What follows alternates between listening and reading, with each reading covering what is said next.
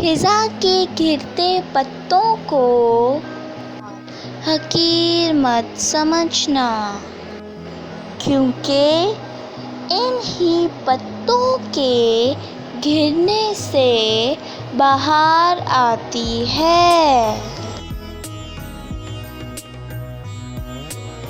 पसीने की स्याही से लिखते हैं जो अपने इरादों को, इनके मुकद्दर के पन्ने कभी कोरे नहीं हुआ करते।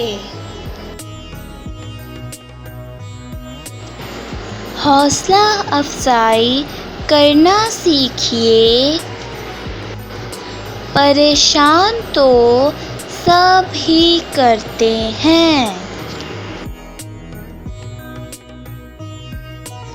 अगर चीनी और नमक को मिक्स करके चूंटियों के आगे डाला जाए तो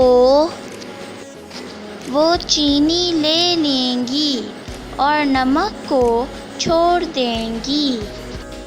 इसी तरह दुनिया में हर तरह के लोग हैं।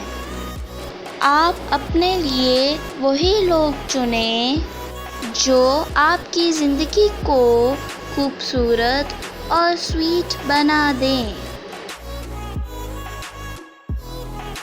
इंसान परेशानियों की गिनती करने का माहिर है, लेकिन नेमतों का हिसाब रखना भूल जाता है। ज़माने का सहारा तो बाज़ाहिर एक दिखावा है, हकीकत में मुझे मेरा खुदा घिरने नहीं देता।